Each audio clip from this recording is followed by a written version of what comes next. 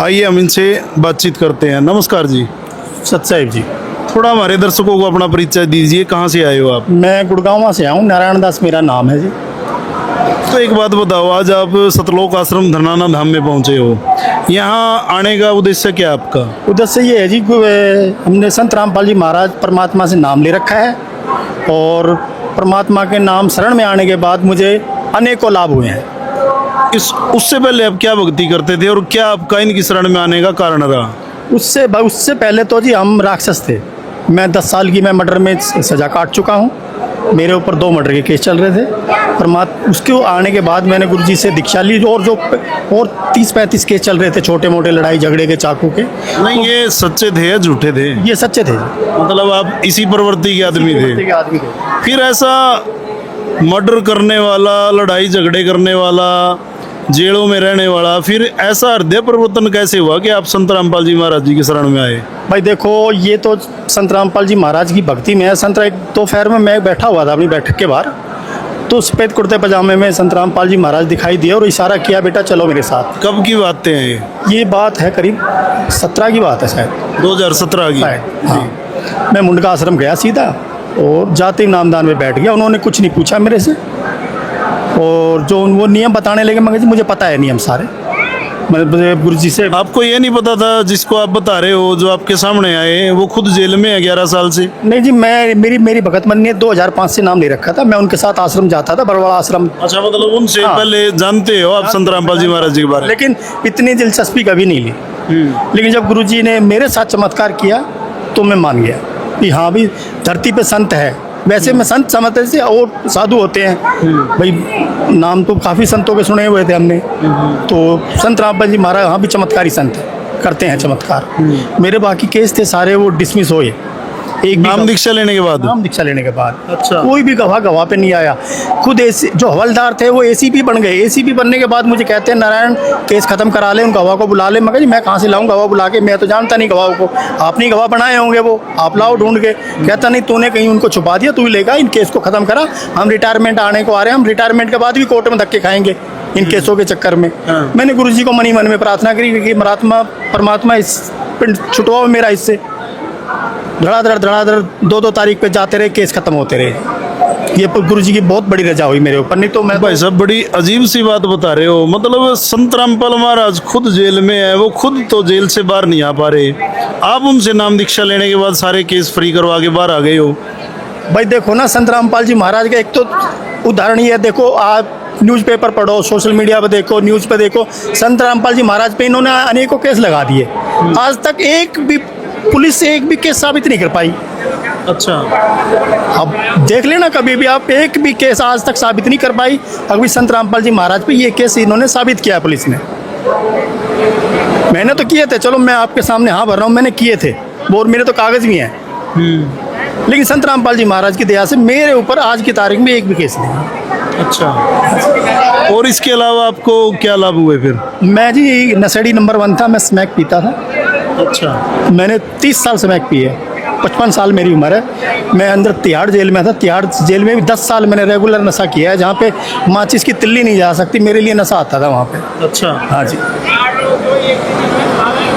ये तो आपने नशा पीने की बात बताई, फिर छोड़ी कैसे वो और बताओ। जिस दिन मैं संत रामपाल जी महाराज से नाम दीक्षा ली, प्रथम मंत्र जैसे गुरु जी ने मेरे कान में दिया, उस टाइम से ही सब कुछ भूल गया कि मैं क्या करता था।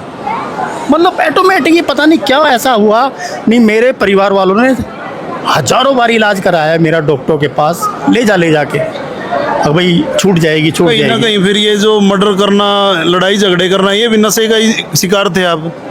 हाँ, बस ये गुस्सा आ जाता था नशे से। अच्छा। हाँ जी, बिल्कुल। मैं तो संत रामपाल जी महाराज ने कौन सा झाड़ा लगाया आपको, जो मतलब एकदम ऐसा क्या, इतने साल से पी रहे थे, इतने नशे के आदी थे और नाम दीक्षा लेने के बाद एकदम से छोड़ दिया? ये तो मैं इसलिए तो भगवान मानता हूँ संत रामपाल जी महाराज को इस धरती के ऊपर, कि मैं अपने आप को इस दुनिया का सबसे बुरा आदमी समझता हूँ और मानता था।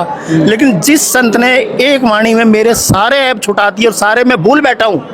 अब कोई मुझे याद दिलाता है तो मुझे याद आती ही, अरे तू तो इतना तुम ये काम किया हुआ है। अच्छा, मतलब लोग ही बताते हैं तो इतना गंदा आदमी, इतना गंदा आदमी था। अब संत रामपाल जी महाराज की वो शास्त्र अनुकूल साधना करने से वो ये हुआ कि मैं सारी चीज़ें भूल चुका हूँ आज की तारीख में, और मुझे अनेकों लाभ हुए हैं। अच्छा। सांसारिक लाभ, पारिवारिक लाभ, दया कर रखी है भगवान ने।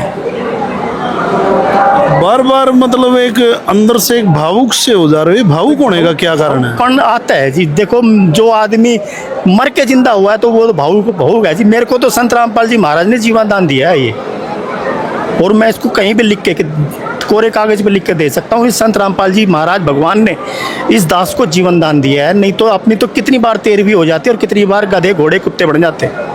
देखो, वो 13वीं का तो हमें नहीं पता, लेकिन जो आप मर्डर केस में अंदर गए थे तो उसमें तो सबको ही पता है कि एक सजा क्या होती है।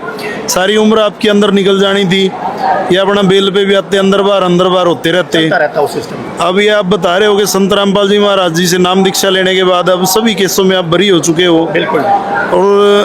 और फिर आप ही की तरह जो मतलब आज भी भटके हुए हैं इन्हीं लड़ाई झगड़ों के चक्कर में, जेल में, कई नशे में, उनको आप क्या कहना चाहोगे सीधे सीधे साफ स्पष्ट शब्दों में? वो कैसे अपना इस नशे से, लड़ाई झगड़े से पीछा छुड़ा सकते हैं? देखो जी, इस धरती के ऊपर अब पूर्ण संत आए हुए हैं, संत रामपाल जी महाराज। इनसे नाम दीक्षा ले, अपना कल्याण कराए और भक्ति समझे, शास्त्र अनुकूल भक्ति करे। संत रामपाल जी महाराज शास्त्र अनुकूल भक्ति बताते हैं। कोई जोर जबरदस्ती वाली भक्ति नहीं है भाई, हमने तो एक टांग पे खड़ा होना है, 4 टांग पे पैर से ऊपर पैर, आराम से बैठ के भक्ति करनी होती है। कोई जबरदस्ती चलते फिरते उठते बैठते ऐसे, बिल्कुल। और रहे नशे की बात, इस धरती के ऊपर अगर जो कोई डॉक्टर है और कोई भगवान है नशा छुड़ाने वाला, संत रामपाल जी भगवान है, नहीं तो इस वर्ल्ड में कोई नहीं है। इस चीज़ को मैं बोलता हूँ जी। मैं 30 साल मैंने नशा किया है, कोई नहीं छुड़वा सकता। मेरे साथ के चले गए सारे, सिर्फ एक मैं अकेला बचा हूँ। मैंने फिल्म स्टारों के साथ बैठ के नशा किया है। अच्छा। आज जो महाभारत में जो पात्र बन के किरदार करा ना जिन्होंने, उनके साथ बैठ के नशा किया मैंने। मतलब महाभारत जिन्होंने इनमें किरदार निभाए, वो दुनिया को मतलब ऐसे ऐसे ज्ञान दे रहे हैं उनमें, वो उनको दुनिया देख के उनको भगवान मानती है, और आपके साथ नशा किया उन्होंने। राजस्थान में शूटिंग चल रही थी महाभारत की, स्पेशल मेरे को बुलाया, अभी भंडारिया यहाँ शूटिंग चल रही है। मैं चलो जी आगे, हम ना बैठ के लगाते थे हम। अच्छा। बिल्कुल। इंडस्ट्रीज को भी पता है, उनको भी, हाँ ये नशा करते हैं सारे कैरेक्टर, सबको पता था। तो फिर मतलब थोड़ा अजीब नहीं हो जाता? मतलब दुनिया की नज़रों में भगवान और खुद के कर्म ऐसे, और खैर मोस्टली तो आजकल यही देखने मिलता है। देखो, सोशल मीडिया का ज़माना है आजकल, धीरे धीरे सारी चीज़ें खुल रही है, सारी चीज़ें खुलती आ रही है। तो फिर संत रामपाल जी महाराज उनसे, उन सब से हटके कैसे हैं भाई? संत रामपाल जी महाराज तो धरती पे अवतारित पुरुष है, भगवान के रूप में आए हुए हैं ये।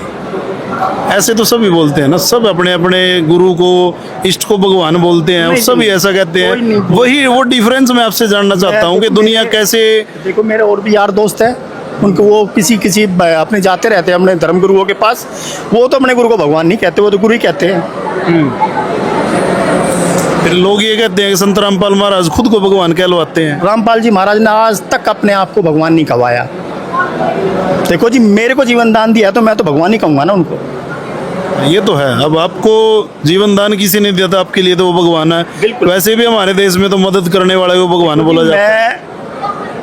मैं एज ए ट्रांसपोर्टर, मैं ट्रांसपोर्टर रहा हूँ, मेरे से 20 एक्सीडेंट हुए हैं। भगवान ने मेरे को ऐसे बचाया है जैसे मेरे से गाड़ी लगी नहीं है। गाड़ी ऐसी ख़त्म हो गई है, गाड़ी ला के खड़ी करी है तो उसके ऊपर मैंने चद्दर डाल दी, तो आस पड़ोस वाले कह रहे कि भाई ये लगता है कि मर गया। लेकिन मैं सुबह घर से उठ के आ रहा हूँ तो कह रहे यार ये तो ठीक ठाक है, गाड़ी की हालत ऐसी हो रही है, किसी में तो कोई बचा ही नहीं होगा।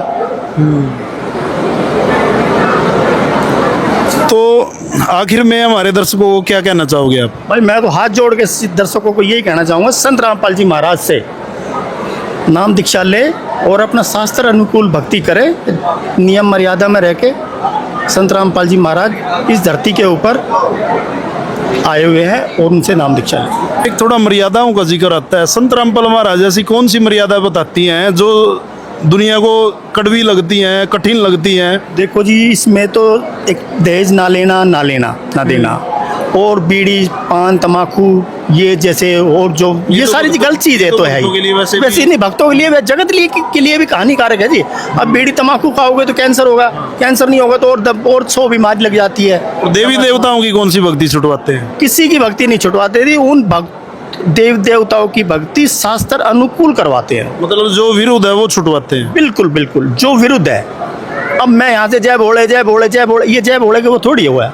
अभी बताओ वो अब मैं इतना ऐबी आदमी था, मैं अमरनाथ यात्रा जाता था, वहीं से बर्फ खुरचता था और गिलास में डालता और वहीं पैक बना के मैं उस भोले ने तो मेरी पूछना पड़ी आज तक। अच्छा, मतलब जाते थे एक और क्रिया ये करते थे वहाँ जाके। अब बताओ अगर वो उसमें शक्ति हो तो मैं ऊपर तक मैंने फेंक देता पहाड़ पे थे। अच्छा, आप मानो ना इस बात को। मैं शेरा दुनिया जा रही है शेरावाड़ी में, मैं भी जाया करता, वहीं अपना बोतल खोल के बैठ जाया करता अधिकारी पे। लेकिन कहीं ना कहीं फिर सोच आपकी ये थी कि हाँ दोनों काम हो जाएंगे, दर्शन भी हो जाएंगे माता के और अपना एंजॉय भी हो जाएगा। ये ना कुछ भगवान का कुछ सिस्टम ही होता है जी। वो ऐसे डरते हैं कि वो जब जाना होता तो 1 महीने पहले दारू छोड़ देते जो मेरे साथ जाते थे। और अपनी प्रवृत्ति ऐसी थी कि एक जैसे कहते हैं ना कि एक माइंड ऐसा था कि यार क्या है ये लोग एक मैं 5,000 की मूर्ति ले आके मैं उसने लाल पत्थर पे, क्योंकि मैं शुरू से ना इन मेहनतों के साथ रहा हूँ। मेहंदीपुर बालाजी, सालासर बालाजी, खाटू श्याम वाले, ये सारे एक ही थाली के चट्टे बट्टे। मतलब सभी नशा करना, देखो ना, करना, हाँ, इन्हीं सही क्रियाओं सबसे में बिल्कुल। सुबह श्रृंगार करके बैठ जाते, सोने की चैन, कुर्ता पजामा, तख्त पे बैठ के, और शाम को कहते चल भंडारी अशोका होटल। लगते हैं। अच्छा, ये बताओ अब फिर आदमी, हम भी थोड़े बहुत पढ़े लिखे हैं, बुद्धि काम करती है, ऐसी बात नहीं यार। ये पर कैसे आदमी है बताओ जो चढ़ावा आ रहा है उसी की दावत नहीं, इन चीजों का क्या कारण मानते हो? अभी इन तीर्थों पे रहते हैं, मतलब इतने धार्मिक प्रवृत्ति के होते हुए भी फिर भी ऐसी क्रियाएं करते हैं, उसका कारण क्या मानते हैं? ये सब देखो, जैसा पैसा आएगा वो काल का पैसा है वो सारा। दो अपना कोई चढ़ावा तो अपना तो भारी तारेगा ना वो तो वहाँ पे जाके। मतलब साधना कुछ नहीं है, सिर्फ एक धंधा बिजनेस टाइप बैठे। बिजनेस है जी, आज की तारीख में बिजनेस है ये पहले से ही चला आ रहा है, लोगों को समझ आ रही है ये हकीकत बात है जी, ये बिजनेस है।